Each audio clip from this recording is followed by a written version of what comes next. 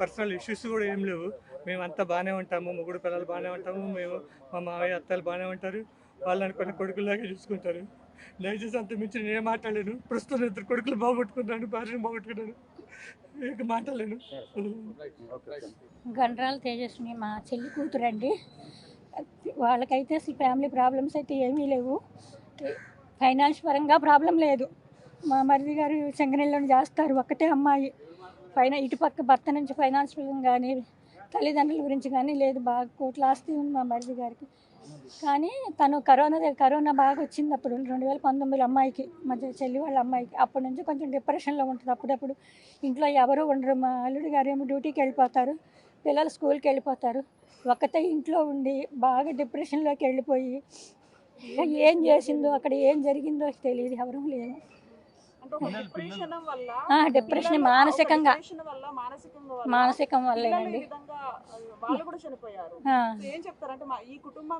అదేనండి, ఇలాంటి ఎంత పగస్తుడికి కానీ ఎవరికి ఇలాంటి కష్టం రాకూడదండి. ఇలాంటి డిసిషన్, ఎలాంటి బాధల్లో ఉన్న కష్టాల్లో ఉన్న ఇలాంటి నిర్ణయం తీసుకోవటం ఉన్న కుటుంబాలు ఇప్పుడు 2 కుటుంబాలు నరకం అనుభవిస్తాయి. ఇప్పుడు తను తీసుకున్న ఈ నిర్ణయం వల్ల కుటుంబాలన్నీ ఇలా అయిపోతున్నాయి.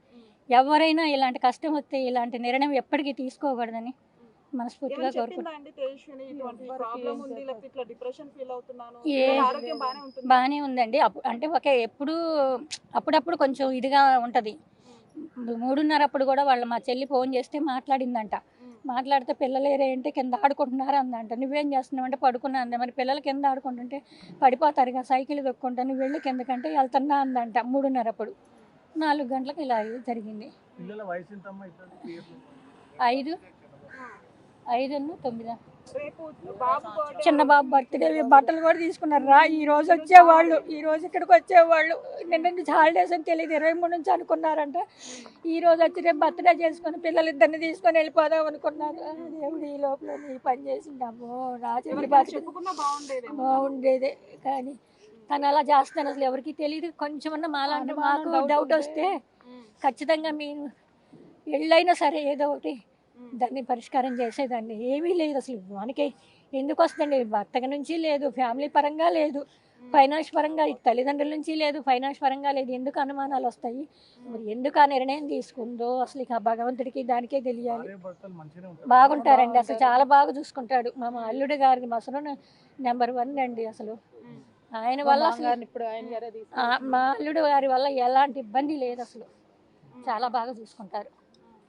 తనకు అసలు ఏమీ ఇబ్బంది కలగనీయరు. ఇది మానసికం వల్లే ఇలా చేసుకుంది.